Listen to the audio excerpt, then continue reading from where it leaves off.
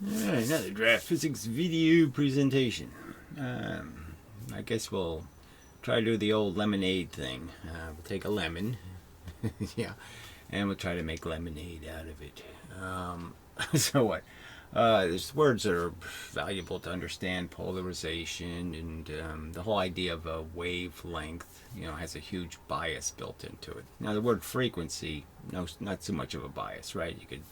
You could fire a gun once a second, and people would get the idea that the bullets are flying through space at a frequency, and so it doesn't really have a bias to it. But you do this wavelength thing, and start saying how many wavelengths are between the bullets or whatever. It sort of biases the conversation. So yeah, there's a lot of biases in the words physics uses. So this Stephen BROUGH video has just got a lot of crap in it, and he thinks he's teaching physics. Yeah. Anyway, and he's clearly got a huge wave bias. He thinks this wave concept is some sort of real thing, some sort of anything but a very distant and pitiful analogy. It really is it's a way of drawing it that's just really not accurate. What really is happening in the actual space, in the actual circumstance. But it's sort of interesting to deal with some of these words. So anyway, he deals with the word polarization, and he uses a battery and different examples of things that are polarized, but always in some sort of positive, negative way, as if the functions are that clearly defined. And, anything can be polarized. This bottle is polarized. It has an end that does the releasing of the product, and the other end doesn't. A car is polarized in the sense the wheel versus the top, the front end versus the back end. It's a kind of polarization. So anything that has a difference, could be polarized. So just the fact that a piece of chalk is taller than it is wide means it's polarized. That's so you can call it polarization, because there's a distinct difference, an identifiable difference between the opposing ends or opposing directions. So in that sense, light is polarized, but there's no concept of light being polarized in some positive, negative way. In my opinion, there's no reason to believe that. But it sort of does get to this fundamental question, where physics basically is saying everything has to be a medium. The example of water and the example of atmosphere as mediums, and then doing this comparison and saying light is somehow the same thing. So I could just, they do this, Steve spent quite a bit of time on this wave idea, And waves can just be understood as directions, right? I mean, this is this direction, this is this direction, and this could be this direction. That's the wave. It's just directions, okay? And so if you go this far, down, then you can sort of just make up the rest of it, right? You can make up the part where, you had to go up to get here, and then you have to go back up to get back to here again. So you could always just make up the zero. So you could look at that line, and you could put this, and you could say this is 0 and this is negative. Or you could just move the wave up here, and figure out the same thing, that it's just directions. You're just adding up the directions, and so there's no 0. There's either on, or off. You went to nothing, and it'll fill in the blank for you. So the old oscilloscopes, just did a trace. Like even heart monitors, they sort of made up part of the signal. It's like the signal would go and then go blip. Well, there was no this line didn't really exist for your heart. Your heart wasn't doing something while it's doing this. It was doing nothing. No, there really was this, and there really wasn't any of this, This was just ending up getting back to this line, so you didn't even need this part. And the only part of the blip your heart actually did was this. This is what your heart does, contraction. And then it just relaxes, so it's not doing anything, no pulse, no energy. So it sends a pulse, your the like the pacemaker. It sends a pulse. It doesn't bother sending the negative pulse. It doesn't give you the negative end. It fills that in all by itself. It just doesn't need to exist as a real thing. So yeah, it hits you, jolts you, and then it turns off the jolt. And so all there is this. Now, yeah, you can draw it like this, okay, but that's not really what happened. So I'm just saying you have to be a little bit careful about, understanding this difference. Now, so the push-pull thing comes into this whole ether theory. So if I have a medium and we understand that all these things are connected, okay, these atoms in the atmosphere, they're all connected by, you could just say they're all connected, okay, by a little, little bars, little steel bars, okay, there's little steel bars connecting them. So all the atoms are connected. So you can understand that if I have a surface of something and I move the surface this way, well, that's going to cause this atom here to move, and that's going to cause this atom to move, and so they're all going to be tied to each other and all going to go that way. And then you can understand that if I do the opposite, I push this thing that way, then I compress the little bars, and the bars don't like being compressed, so you could just say they're little springs, it doesn't really matter, so they push, and so they all go that way. So you can understand it can push and it can pull. So pull is possible because the atoms are tied to each other. So they take that and they say, oh, okay, electromagnetic waves must be doing the same thing, they're because they're in the ether. And so somehow the photon is pulling. Now, there's just no evidence that that happens, and that's sort of the photoelectric effect and other things. And the truth is that, like heat, okay, there's no polarization. There's no untemperature. There's no negative temperature. There's just either you have heat or you don't have heat. You either are moving or you're not moving, and direction is irrelevant. And I would argue that photons function that way. There's no off, there's no off photon and then you go backward photon. So there's no capacity to send a photon, okay, from some negative movement. Photons don't go this way and then reverse their direction and go this way and then go this way again and then reverse their direction and go forward, and there's no pulling photon. Nothing arrives on the surface of matter, okay, and says, on the electromagnetic sense, and says, go this way, in terms of a photon energy.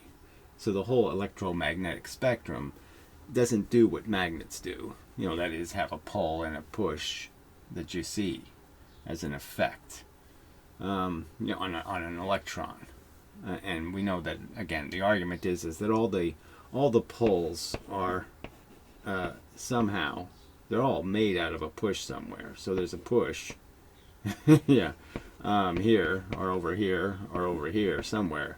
When you see a pull, it's because you have energy on one side pushing, okay, and you've just reduced how much energy over here. So, this was balanced, and you stopped this thing from going there, and this thing pushed. But that's the only kind of pull that's in the real world, I would argue. Yeah, sorry about the glare. Happens. All right. So I'm saying the photons are never, they're not doing yin yang. Okay, photons are either you hit it with energy, okay, a quanta of energy, or you don't. So this isn't a very complicated drawing for what a photon is, this little bits.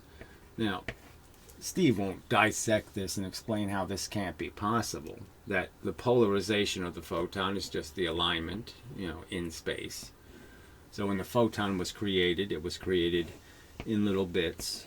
As electricity passed through a conductor or a material, as it passes through those atoms, it releases bits in sequence, and obviously the bits released in sequence would enter space at a different time, and this would be the polarization.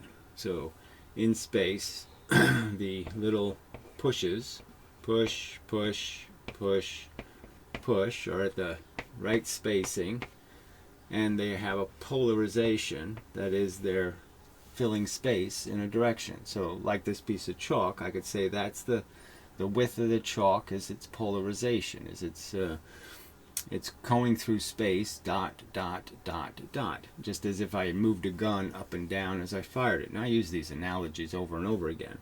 Now Steve says there's too many content, you can't really argue any of this theory because, you know, it's too much, too many places, too much stuff, or somehow. This is a pretty simple argument to make, okay, that I would argue that all the experimental evidence fits this description of what polarization is. That the light is physically polarized in the sense it fills space. It fills space a certain way. Okay, it can be filling space this way, you know, bullet, bullet, bullet. Each one of these bullets are a different time, right? So they're coming out of the board at you at a different, this one's first, this one's second, this one's third, this one's fourth. And then it could be polarized this way. You know, it could be polarized in any one of those directions. But they're always polarized in just one direction. That is, the electricity moves through atoms and it creates a little flipping of little bits in alignment. And that becomes the polarization. Now that's not too hard an argument to say I have evidence that that can't fit. I have an experiment that shows that's not possible. That can't be what photons are. And I would argue that there's no such experiment. And the photoelectric effect, as I explained before, is just a matter of, you know, the fact that electrons are bound in atoms, okay, by an arrangement of electrons and protons, and it's a tension they're in. And you're really just breaking that tension. You're breaking the strength of the bonds. And you do that by hitting it once and then hitting it again before the tension drags it back. So before it can go back, you've moved it here. Before it can go back, you hit it again. And now it's so far away from the proton that it's free and it's released. And that it's obvious that when I'm hitting atoms, you know, on a surface, if I can confine the energy I'm hitting the atoms with to a narrower polarization. Sorry. Do I have to fix that one or someday? See, red light would have a polarization looking like this, and blue light would have a polarization looking like this, right? And besides that fact, so beside the fact that when it hits the matter, it's going to hit a smaller number of atoms with the, you know, the same amount of energy. So I'm, instead of moving the gun this much, you know, when I'm doing red light, I'm moving the gun this much. When I'm doing blue light, I'm only moving the gun this much. So all the bullets are in a smaller amount of space. And so obviously, if I'm trying to hit this electron twice, it's going to be more likely I do it with this energy than I do it with this energy. Okay. Then there's the double fact that I'm shooting the bullets faster, so the bullets are closer together, right? The red light is doing this, okay, big frequency. The blue light, the bullets are coming in quicker succession. So I have two things going for me when I shoot the blue light at the atoms. I'm putting more energy in a smaller space, so I'm more likely to hit the same electron.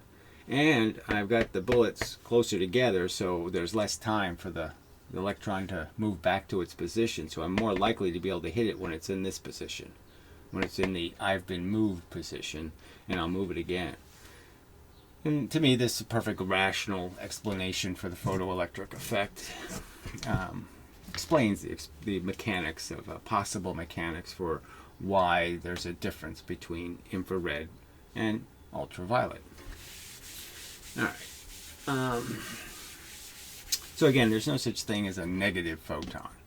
Photons don't wave from a ground. They don't do a this and then they go this way. They don't ever go down here. Okay? Never happens. Either are sending the energy or you got no energy. So you're sending it and that's it. You sent it and that's it. And you send it and that's it. You send it and that's it. That's the real waveform. You either have stuff or you have no stuff. You have stuff, you have no stuff. Now you can have an amount You can have a lot of, little bits coming at you. Okay, fired from the guns, lots of guns firing lots of bits. Or you can have just a tiny amount of bullets in the atmosphere coming at you. But that's all you got. You either got stuff hitting you or stuff not hitting you. But there's no photon. There's just pushatons. Okay, no pullatons. No evidence of a pulleton. No evidence that it is photons are polarized in their forward direction. That they ever do any Ken Wheeler, coaxial cable thing.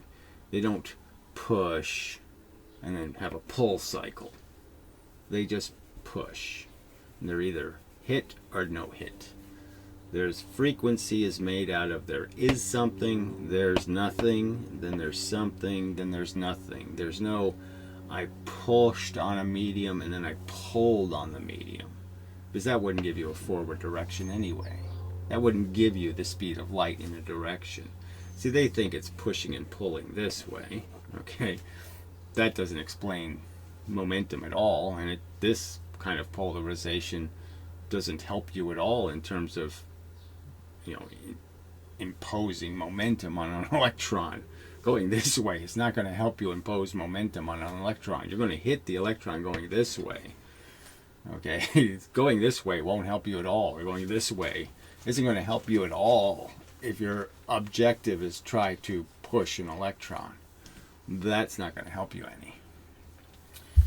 All right. So just a context.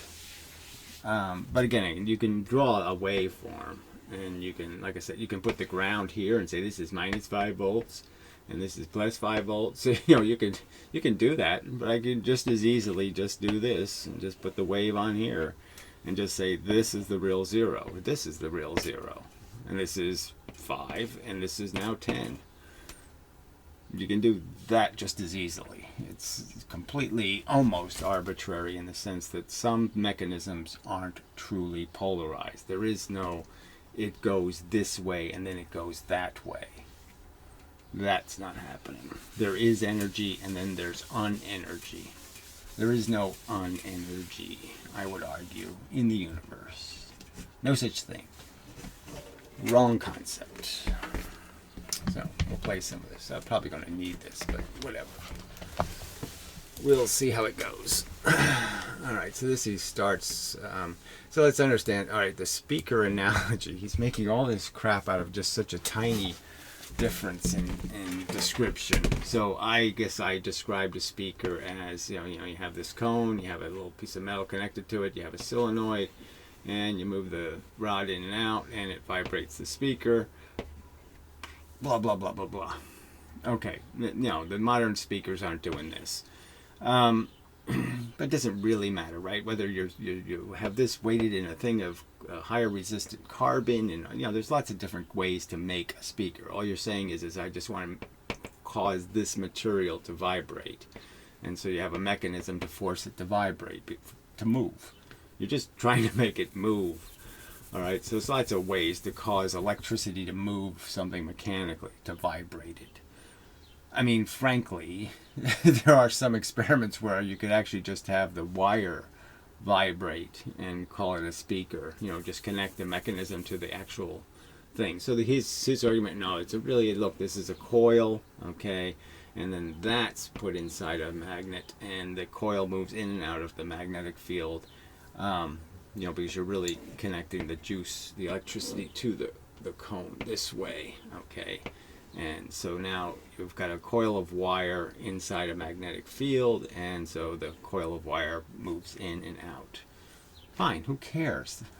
That's not the point. So my argument is, the theory, okay, that he's just pretending doesn't have a ton of evidence supporting it, is that if you want to make a sound, if you want to cause the medium of atoms in the atmosphere to transmit the energy very well, that means it gets somewhere, you have to prevent it from being diffused. And the argument's sort of like a car on bumps. And the idea is you want to make the person, okay, so there's a person sitting in their seat in the car, right, right, loafing, some loafer, and what you want to do is have the person pop off the seat. So that's what you're looking for. You go over a big hump, okay, slowly, nothing's going to happen.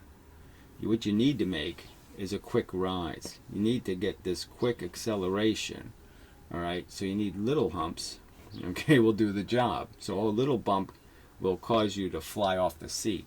A big bump will take you up higher, you'll go higher, but you won't go, you'll be stuck on the seat the whole time. So, I mean, there's different ways to try to understand the mechanism, but the point is that the medium becomes very efficient at transferring the sound when you hit an atom, and that atom almost, the speed of the force bouncing between them moves the next atom and then moves the next atom. And none of the energy goes this way or that way, or, nothing bends around anything. Nothing takes the curved path.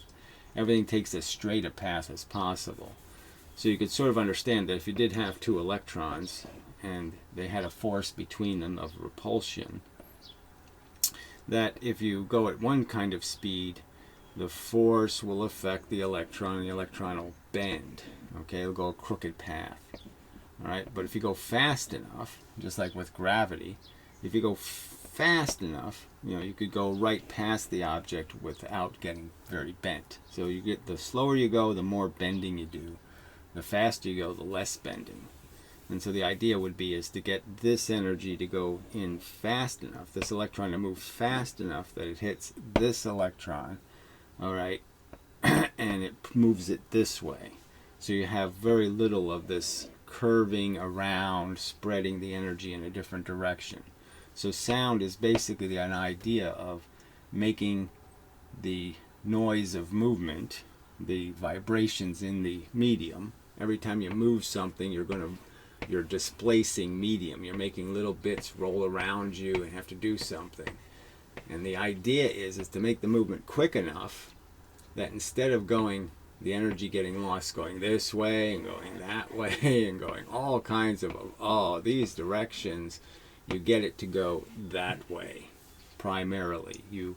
It focuses it or pushes it mostly in one direction, and you get very little loss. So all the energy is kind of conserved in one direction because all the atoms are kind of hitting each other in one direction. They never have time to move crooked, okay, because you injected the movement quickly. And so it's just bang, bang, bang, bang through the atoms. It goes just these little force interactions. So that's the transmission of sound. But if I go real slow, well, then I'll get all this, the slow bending will happen, and everything will get bent, and all your movement this way will be converted into movements in all kinds of other directions in the medium. The water in the pool, will just be pushed and move around, and what you really need to do is move it quick, so there's the energy keeps going in the right direction. It doesn't allow for all this bending, and instead you have actual, not hitting, but you have more movement in one direction, less movement in all these other directions. So that's the theory. So you have to move something in a medium if you want to maximize the transmittability of a signal through the medium. You have to move faster than, the speed of the medium's movement. That is the speed at which, the maximum speed with which you can create extra pressure between the electrons. Okay, technically that's what it's always going to be, is the extra pressure between the electrons. And so if you move faster than that speed, faster than the signal speed between the electrons, it means this one will actually get much closer and create much more pressure between this electron and this electron. So that's probably a better way to say it, right? The idea is if you move this electron slowly, the pressure here will slowly compensate.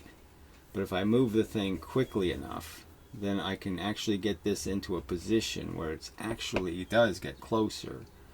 And this energy in between the two ping pong paddles, so to speak, does actually get much more intense, and that's why this one leaves much quicker. So you're maintaining the speed at which this electron will move. It'll move much slower. If I move this one slowly in, this one moves slowly out. Yeah, I don't know how else to say it. But anyway, that's why there's a speed of sound. There's a speed you can't go faster than, because through the medium, you can't make electrons move any faster than the pressure. The speed of light is what's transmitting between the electrons of the atoms. So the distance between the atoms, here's a proton, here's a proton. The distance between the atoms is really the distance between their electrons, okay? And that distance, okay, is sort of standardized. There's an average distance in the medium, and that distance is essentially telling you how much pressure you're going to build up when you push one atom towards another atom. How quickly the pressure can build up is really the speed of the medium. Yeah, it's probably enough of a way to say it. But anyway, the point is that all the experiments, all the facts sort of indicate that this is fundamental. Like I said, I mean, we know that the vocal cords, they aren't just sitting there letting air in and out.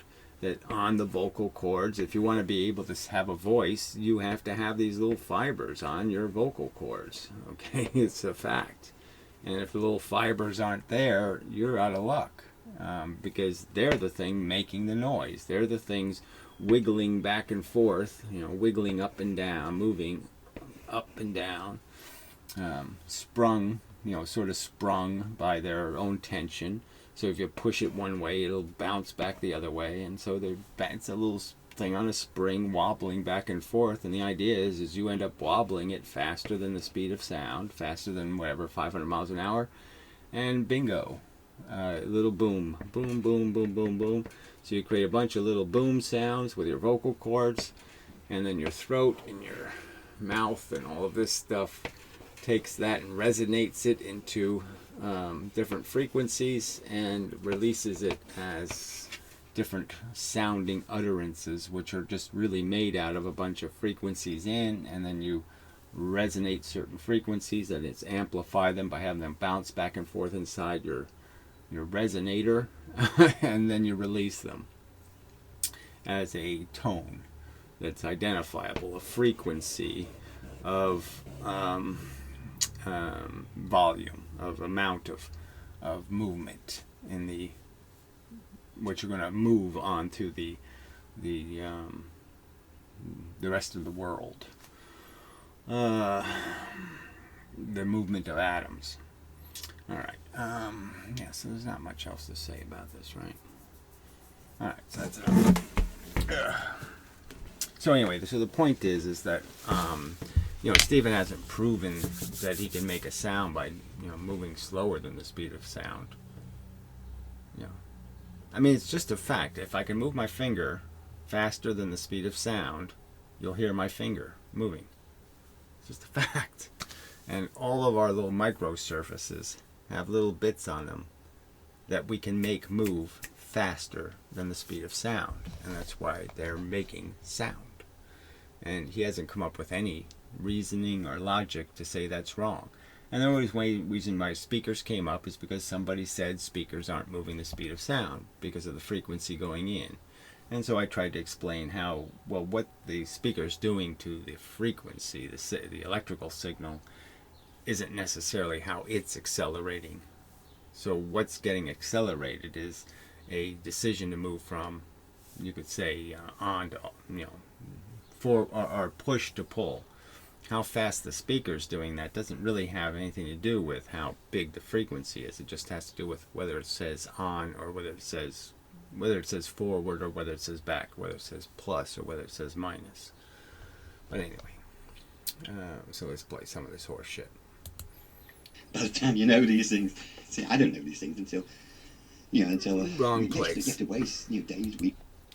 Yes, you do have to spend a lot of time thinking about stuff. Well, I can play an extra minute. What the hell? Months, years, trying different things and working out. And then you piece it together. Now, this is what Gary claims he's done. But Well, I mean, obviously I've done it. I mean, I've played the videos of me playing the experiments, playing the lectures, and pointing out that there's alternative explanations, there's alternative reasoning you can apply to the results and say it happened some other way. Now, their theory is that, double slits, photons interfere with each other in some magical way. Somehow this photon splits in two and goes through two slits. They have lots of theories, and I say there's good reason to doubt those are true because forces don't do that. And then there's really good reason to say, hey, wait a minute, it doesn't have to be all that complicated. If photons are made out of something and I can sort of break them a little, I can fuck with them, knock some bits off, and then I can reconstruct the photon. That explanation works fine. So why worry about the woo? Why worry about wave functions, and why say God does play dice with the universe when God doesn't have to? for a 70-year-old bloke or whatever he is, he can't possibly have done what he claims to have done. He can't possibly have done what he claims to be done. Well, we don't even know what that claim was. What claim did I make? Did I say I flew to the moon and I tasted some dust? What claim did I make that I can't possibly have done? It's just such a stupid statement. Ugh, trolls. Because if he'd spent his life taking things apart and putting them back together. Yeah, that's what I've done. Yeah. I mean, I don't know if I actually have photos. But yeah. I've worked on lathes and different kinds of machinery. I've, soldered circuit boards, done lots of things. I mean, well, anyway, it's just a stupid claim. I'm just trying to think if we have any family video of me breaking something, because I did do it all the time. Yeah. I don't think he's even done the taking apart bits at stage.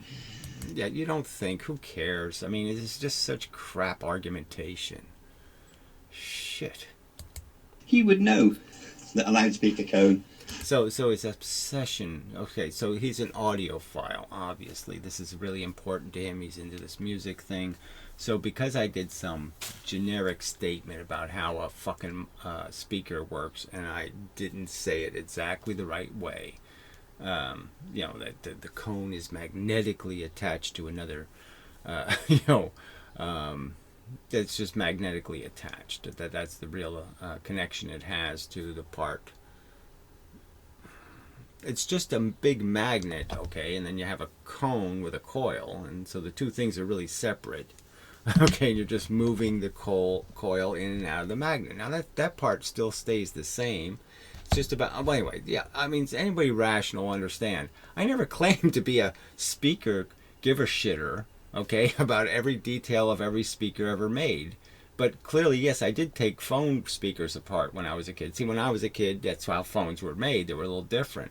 And yeah, they're fundamentally a little different than, the speaker you're showing. So they work different. Not my fault. Pulls in and pushes out. So it compresses the air and it decompresses the air. So the front is compressing the air. Right. So it's an important detail, okay, that the speaker is mechanically doing two things. It's either evacuating atoms or it's pushing the atoms. Now the argument is there a rational correlation to evacuating ether and then pushing ether for photons? Are photons actually doing some kind of negative movement? And I'd argue, well, that's horse shit. So good luck with that theory, retard. While the rear is decompressing and vice versa. But so the speaker cone is supposed to be polarized. It can push and pull in equal measure. Now, according to Gary, it only pulls. His theory is it. According to Gary, that's all you really need. That's, again, I'll make the argument to people who are rational, and they'll understand the speaker can't go plus plus plus because then the speaker would break, right? It can't go too far positive without going back to the neutral, right? It's stuck in one place, so it always has to go back to zero. No matter what it does, it always has to get back there. So yes, what I'm arguing is that you can essentially synthesize half of a sine wave signal. Okay, so if you just look at it and you say, okay, what is this? Well, what it really is go this way, then go this way, right? And then go this way, right? So if all I have is this way, I already know I had to do this somewhere previous, and I have to do this somewhere later. So if I just have this component, I know the speaker can't do more of that, okay, because then it moves somewhere it can't go. So it's going to have to go back to 0. Okay, and it had to come from 0 here. It can't go too far that way either. So it is stuck in a location. So its location is important. And yes, I can push it in and I can push it out, but I could always understand that I always, okay, always have to have a, if I do this much, this long of this, I'm going to have to do this. Okay, I'm going to have to do it. So I can just add that part, right? So if I have a filter that just sees this, all right, it knows to fill in this, and it knows to fill in this. So that part can be filled in. I don't need that part of the signal. I can do that part with a rubber band. It only pulls, it only does this. It pulls in, and it says it doesn't matter what speed that happens because the next bit is the important bit. According to Gary's stupid theory, he says, ping, it goes ping forward faster than the speed of sound. Remember that, faster than the speed of sound. Right, that's the theory, right, and you've disproven it with nothing. I mean, you can sort of see it, like when a speaker's working. You could put sand on it or sand close to, on a piece of glass above it, and you'll see the sand bits jump in the air. Now, why would they be jumping? Okay, why would they actually fly off the surface? Well, there has to be a lot of acceleration, right? So they had to have a lot of quick acceleration that pushed them. Very quick. And so you can imagine that those little bits of sand that are bouncing around are actually maybe moving close to the speed of sound. So that this signal is very, very fast. It's a lot of acceleration. Not implausible at all. All due to the elasticity of the cone. Ping. Did that look faster than the speed of sound to you? Ping. And it creates a mini sonic boom. Right, so he says he's mocked it, but he hasn't proven it's wrong, has he? He hasn't demonstrated a whole lot of examples, right? So again, I could argue the universe is a push universe. And I could ask him, well, go show me some pulls. Go ahead. Give me some examples of a pull somewhere. Show me something that moves because it was pulled. Not, from its perspective.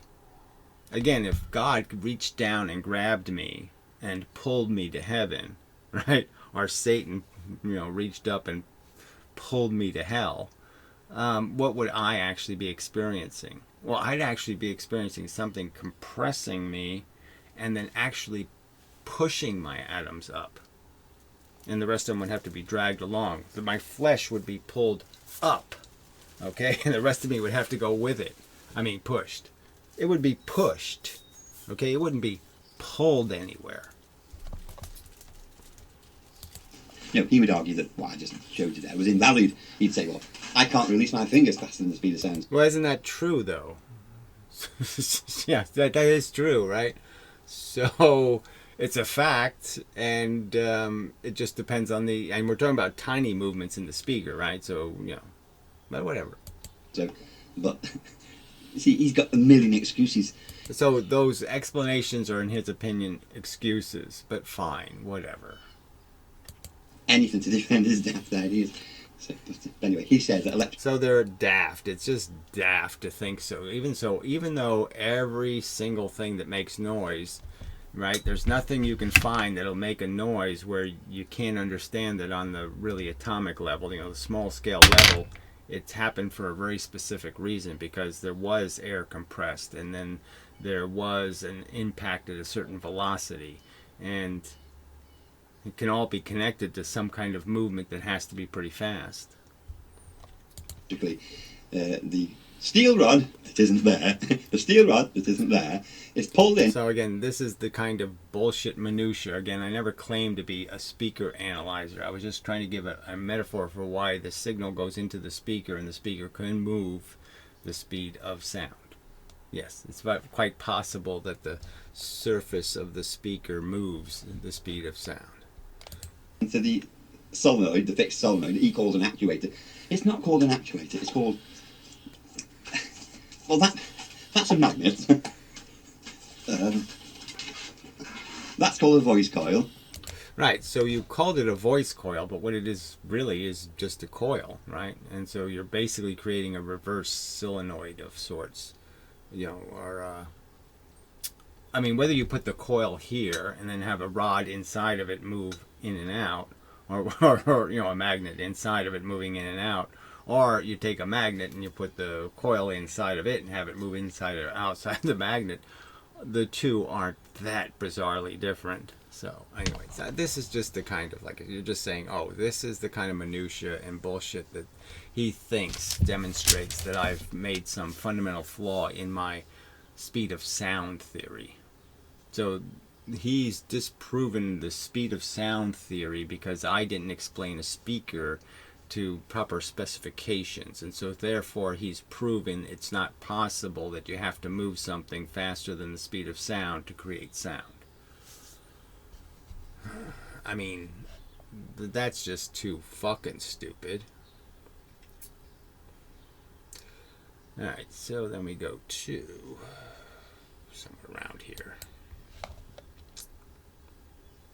We're getting into a bit of a, I don't want to say grey area, but a difficult topical area, because there are different ways of thinking about what light actually is. Yeah, but they're all ridiculous except for yours. Okay, got it. But don't want to go down that road just yet, it's a bit too much. But, your question was about polarisation, and I'm trying to address that. So again, there's nothing about light polarization other than the fact that light has a shape, okay, and that it is in fact shape-wise through space-time. Okay, if you saw light coming at you and we could actually see it, that it would actually have a direction in space. The alignment, again, the gun analogy, I can't think of any better analogy for it, but if I move the gun up and down as I'm firing the bullets, you can understand that when the bullets are coming at you, one will hit you in the forehead, and one will hit here, and one will hit here, one will hit here, right? That they'll hit on you in a lined pattern. And that if I move the gun this way, then the line pattern will be this way, and if I move the gun this way, the line pattern will be this way. That is the only sense that polarization is talked about with light. That's the only place it has any relevance. This has no relevance as a push and a pull. It just has to do with its alignment, the fact that it has a head and a tail. It's taller than it is wide in terms of how it occupies space, how it travels through space. That's the only sense that the word polarization refers to light. There is no polarization in terms of a positive photon end and a negative end or any of that crap. The two ends are irrelevant. There's not a positive end to the photon and a negative end to the photon. It's just that it has a shape. Yeah, okay, so anyway, light is electromagnetic. It has a head, and it has a head and feet. Just like feet aren't negative, heads aren't positive, right? They're just a way of understanding we're orientated. And if I had a head at each end, right, you'd still know that it was polarized in the sense that these two sides have heads and these sides have arms. The sides don't have heads. You still see the polarization. For now, just assume that light really is electromagnetic, exactly as Maxwell proclaimed. Yeah, it doesn't matter. You can't understand it, so no point in saying imagine, because there's no way of imagining it. I can't imagine it. So there's no way of imagining it. The only way I can imagine it is, it's something traveling through space that occupies a certain amount of space, and it's time dependent. That is, it's coming at me each second. It'll be doing something different. Maxwell, the mathematical guy, the mathematician, who worked with Faraday in order to... He really didn't work with him. Faraday was getting kind of old and dodgy, I guess, by the time of Maxwell. So Maxwell, we knew Faraday as kind of a senile old man kind of thing. put Faraday's discoveries in mathematical terms, I suppose. That'd be a crude way of putting it. Now, hang on a second. Yeah, so anyway, it turns out that light and radio signals, they're all the same stuff. They're all electromagnetic waves, theoretically. Right, so you're conceding the point that that's just made up mushy rhetoric. It doesn't really say anything. Theoretically, you're putting that in there because, yeah, well, who knows? And my point is yeah, the theory of corpuscle works just fine. Theoretically. Richard Feynman disagrees. He says they're not waves, it's particles. Einstein's work kind of confirmed that it's essentially particles, or as a particle-like nature. This is where the double-slit... And now he's going to point out the double slit, where I've just debunked it entirely. It's completely no waves in sight. And so he's seen that video. He knows that video exists. And he's just going to say it like didn't happen. That I didn't show that your wave theory just doesn't work.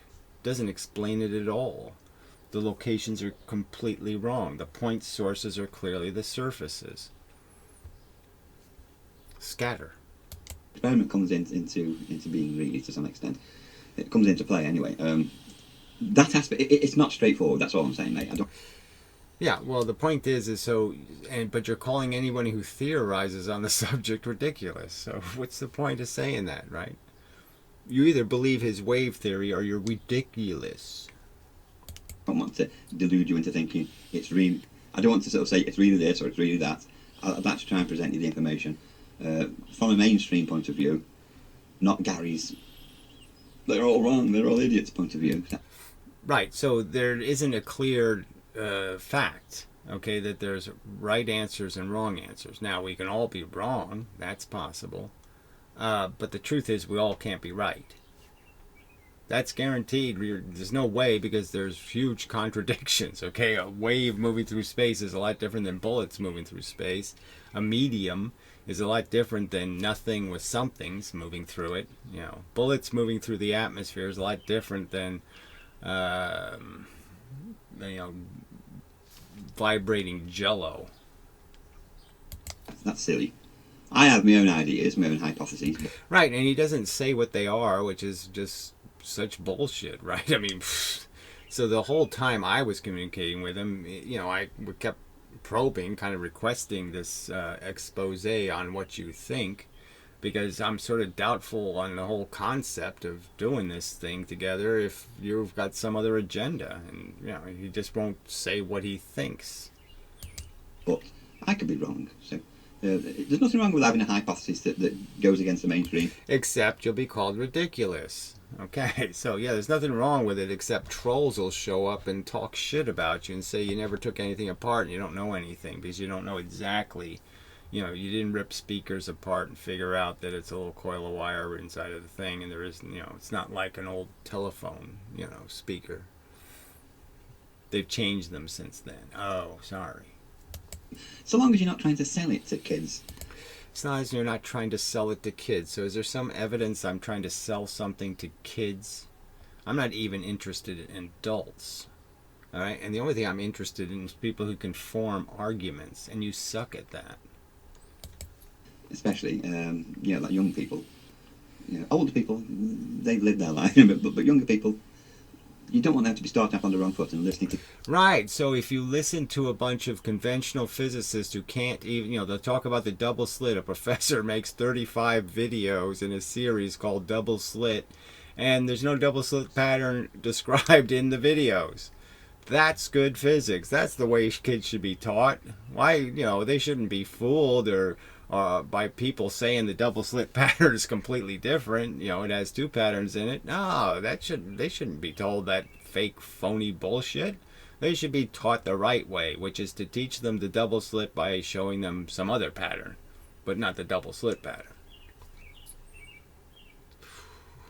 I can't even, I can say this is amazing and it's preposterous and this is ludicrous speed. I mean, this should be a comedy, life story. This shouldn't be in the category of, oh, this really happened. No, this should be just some sort of joke that I should have to sit there and defend myself against this troll's tripe. Gary teaching them absolute rubbish.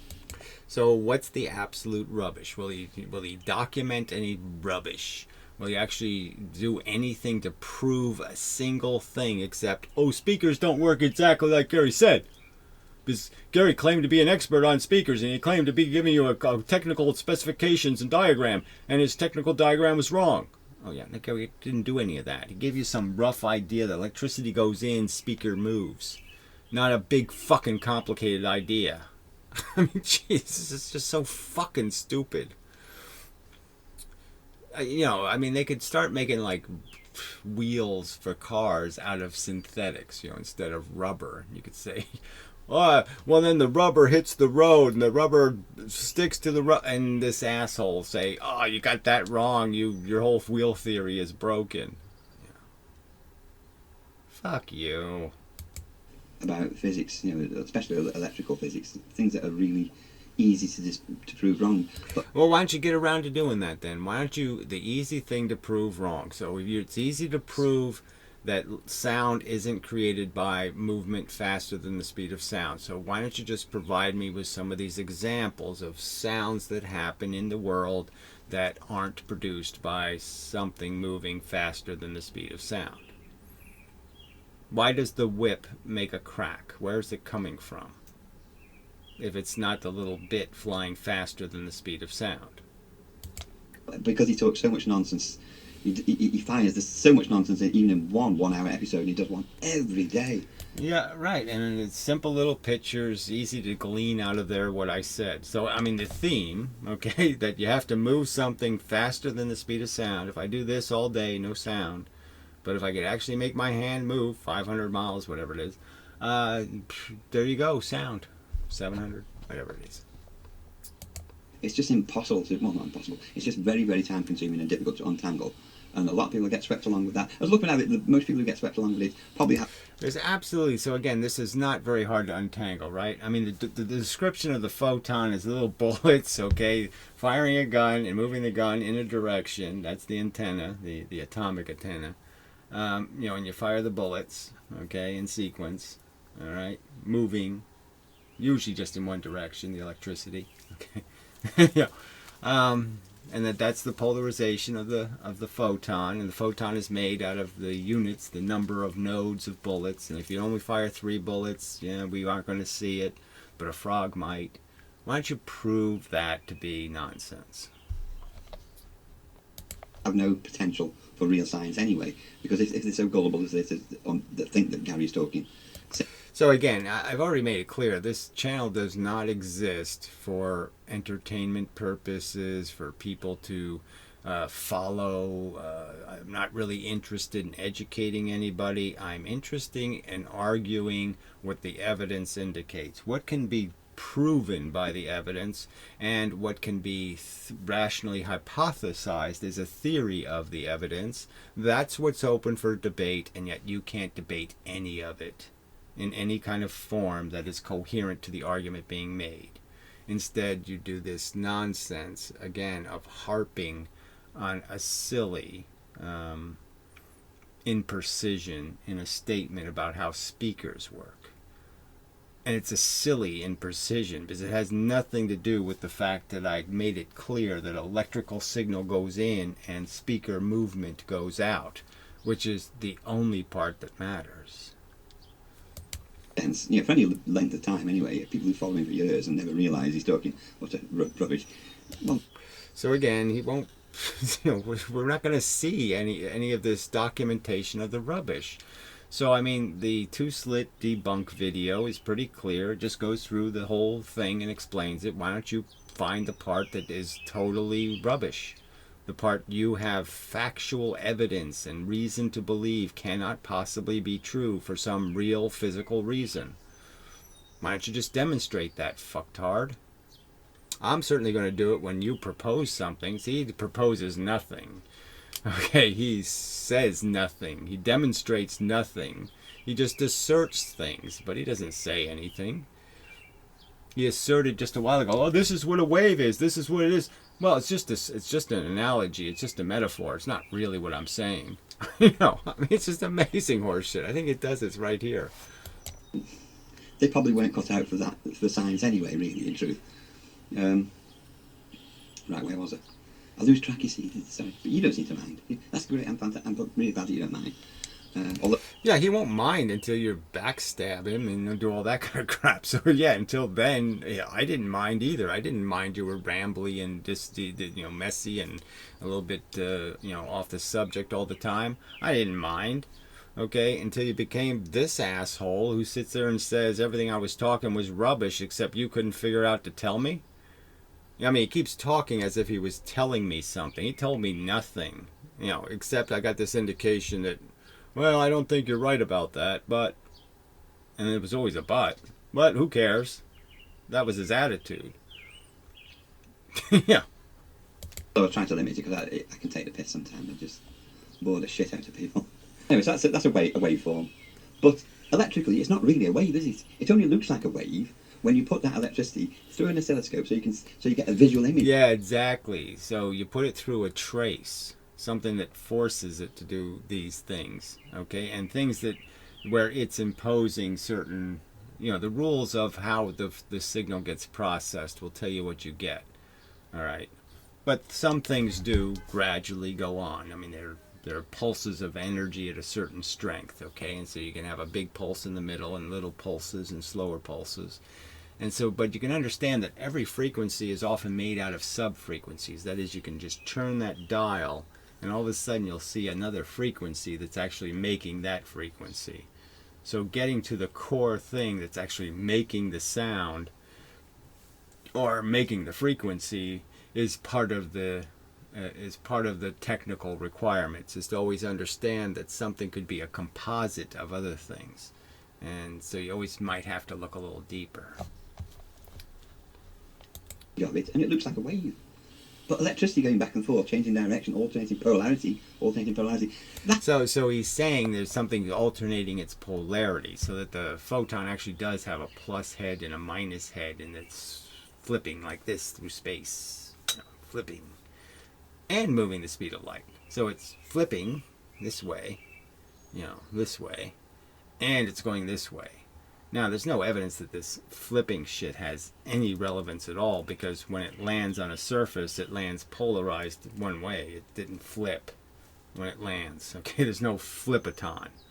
So when the photon lands, its polarization is in an exact direction and only that direction.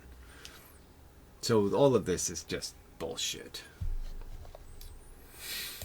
It isn't literally a wave, is it? Not when it's electricity. So he's just saying, see, I show you this stupid, idiotic diagram that isn't really what I'm saying. So, this is, he calls good educational physics. This is how we should teach the kids, is to teach them that it's just like this, except not really. So imagine it like this, but it's not really like this. Just electricity, it's like water going to a pipe. If water was going to a pipe and it's going one direction, you push it and you pull it and you push it and you pull it. Imagine you've got water in a sealed pipe. Like the pipe, sealed both ends with water in it, and you press one end, it's like a membrane at the end. Right, so you push water in and out of the pipe going this way, and the pipe moves that way. Is that how it works? Yeah, okay. Sure, okay. So what does this have to do with anything then? If the only part the atoms are going to care about, right, when the light hits, the only thing it's going to care about is that alignment. If it's the photon comes this way and hits the surface, it's going to reflect back this way. So it's still going to retain its polarization. It's going to be in the same orientation, and all it's going to do is reverse, in the sense that its head will be its tail, but you'll never know. It won't have anything to do with it, one side being plus and one side being minus. One side won't be attracted and one side won't be repelled. There won't be any consequence. The head and the tail are exactly the same. It isn't going to make any difference at all. This is a bit like how a capacitor works, incidentally, but another different topic. You press one end, you'd see the other end bulge out. I made this. The balloon material burst after a few weeks and water went everywhere. So, but if you press one end, if you press one end, the other Yeah, another one of your great. So he just says, "I made it," and I burst it, and water flew out the other end. And so yes, another one of his brilliant experiments performed, just so brilliantly and perfectly. So he's so perfect. So he's gonna critique me for a few little mistakes on a speaker diagram, and yet he makes mistakes all the time. end bulges out because the water's travelled in it as far as it can go. Then when you let go, it springs back again, and that's like alternating current in a wire, really. Right, and that's just like a wave in space, and that's just like a photon traveling through space. It bulges and then retracts. It's moving. So it moves that way, then it goes as far as it can go, and then it comes back the other way. So it moves that way as far as it can go, and it comes back the other way. Goes the other direction. An actual model would help you. I can't be bothered building one, to be honest, because it takes quite a bit of time to do it and sieve it up so the water's not leaking everywhere. I do have a limited amount of time at the moment. It really won't explain a photon at all, so what use is it anyway? Won't explain how your technical corrections on how a speaker works changes the facts at all, that the speaker vibrates at the same frequency that the energy went in. Should be going somewhere really shortly. This is a pleasure though, so don't feel bad. I'm just saying, like, that's why I'm in a bit of a rush and I might be sounding a little bit incoherent. Yes, so electricity going through a wire is not really a wave, but it's represented as a wave on an oscilloscope screen. It's an easy way to understand what's going on. Is it? Not really, in my opinion. It's the wrong way to understand what's going on. Again, if you're fooled by the heart monitor, you might think the heart's doing all these other little things that really it isn't doing. It's just the trace is doing that. The trace is filling in the blanks. But there is no blank. The heart just did one thing. It said go positive, and that's it. It didn't even say go negative. It just said go positive. And the heart took care of the going negative all on its own. It's a visual aid, really, but it's not really a wave. It looks like one, so we call it a waveform, and that would be classed as a sine wave. Now, light and radio waves can be represented exactly the same, except the time aspect would be squashed together. So, in other words, this would be happening a lot more times per second. In the case of radio waves, it's typically megahertz, millions of times. Right, so it just doesn't make any sense, right? So this whole, push-pull thing, this whole, I think it's a fine metaphor using water pressure to describe electricity moving through a wire, but it really doesn't work for light, because again, light just does the push part. It doesn't do the pull part. There's no pulling anything. You push it, and then you stop pushing it, and then you push it, and then you stop pushing it.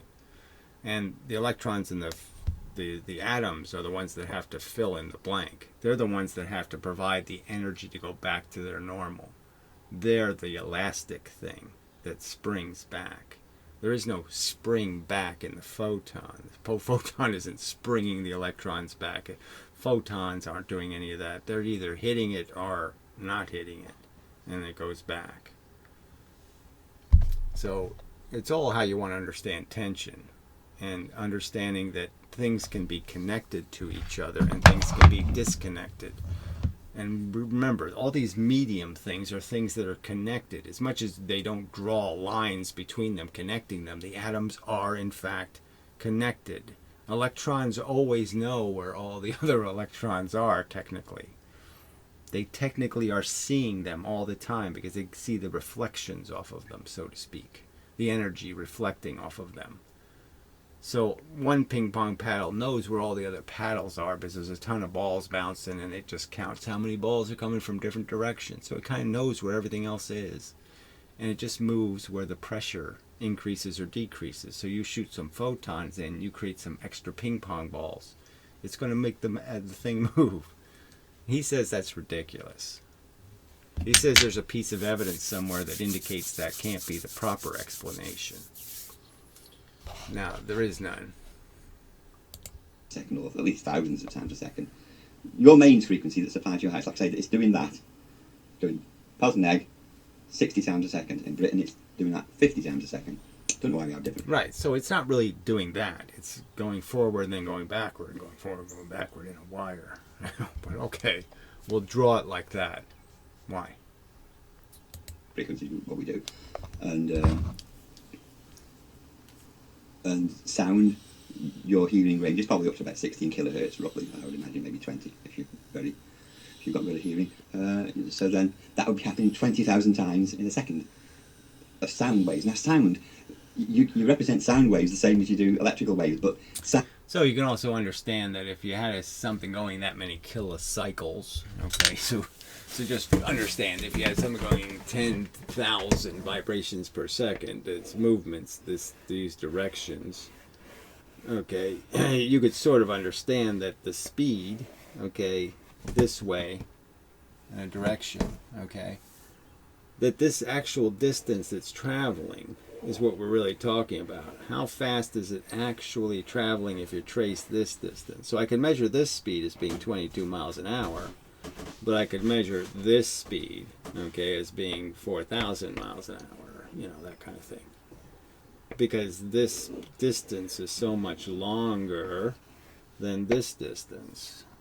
So I use this metaphor for so many things, but you know, this is what's happening in gravity actually, is you're moving all the time. Little bits of you are being actually moved. That's why you feel the chairs, because it's moving stuff. And the stuff doesn't like it. And, you know, period. Your body gets fatigued by the vibrations.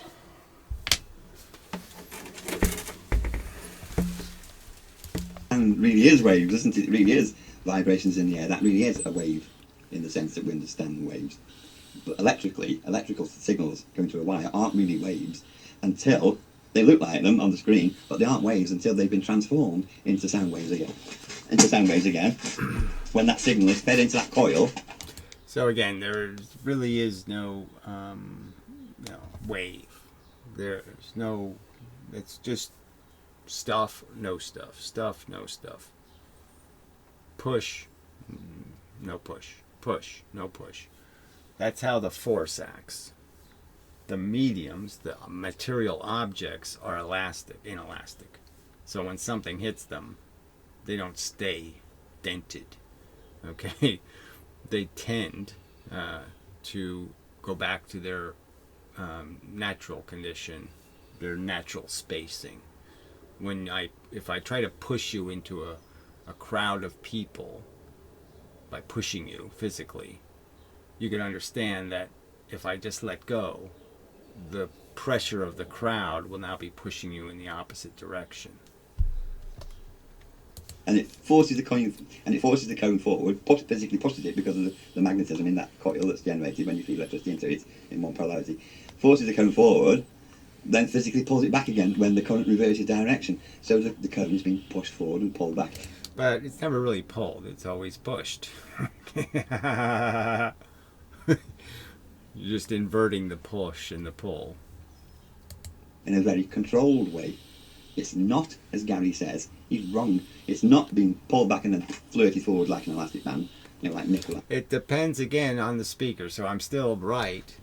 He's just saying I'm not technically right about this form of speaker, but other speakers are vibrated through the mechanism I stated. But it doesn't really matter. Again, the point is the signal is replicated in the movement of the bigger surface. So you take a tiny surface, tiny place that a signal exists in, the electrical conductor, and you spread essentially that impulse across a much larger surface. I think he's talking utter rubbish. I don't know how So it's utter rubbish. he gets away with it. I think yeah, well, on this planet, yeah, that's the rules.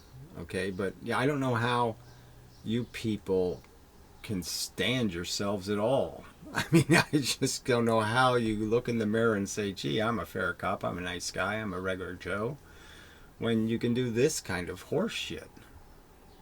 I mean, amazing. it's because a lot of people fancy him.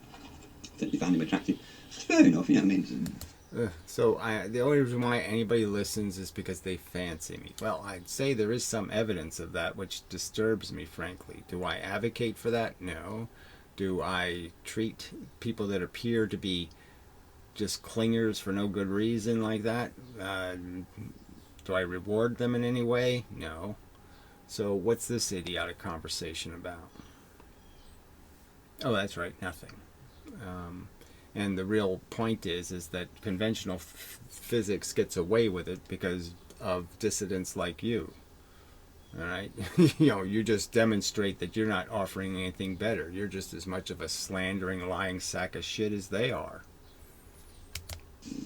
Living like living, you know what I mean? But it's got nothing whatsoever to do with physics. Unfortunately, neither has his channel.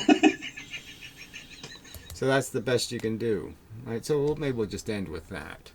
That's the best he can do in terms of forming an argument. So, yes, just like the rest of the trolls, that's the best argument they can come up with. So they won't play the video I did dissecting the two-slit, demonstrating that all this time they've been telling us all this horse shit, and it's simple to understand. The two interior surfaces create the envelope pattern. The two exterior surfaces clearly create the little bars. It's all done. It's over. Wave theory is poo. And instead you just get this. All right.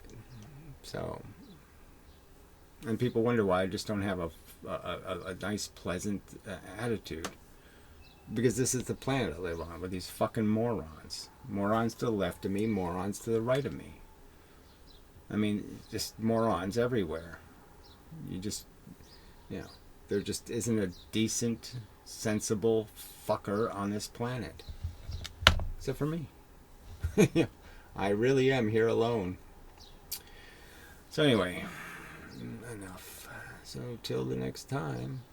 I mean, the examples of, there's just the newest comment here. I was reading. I'm saying, what the fuck is this shit? So he calls himself an entity. Thank you for the great explanation. I wonder, since that energy has bipolar nature, there's no bipolar, or that energy become condensed to bipolar matter? That's a question somehow. And act as vice versa, matter can consume and release energy? Question mark. I mean, it's just so bad. I mean, the magnetism argument is so simple. It's a filter, for fuck's sake. Purple comes in and the magnet makes blue go out one end and red go out the other end. What the fuck does that comment have to do with the simple fact that a magnet is just filtering the energy of the environment? It doesn't do anything, doesn't make anything, doesn't create anything. It doesn't do much at all. It's just a fucking filter.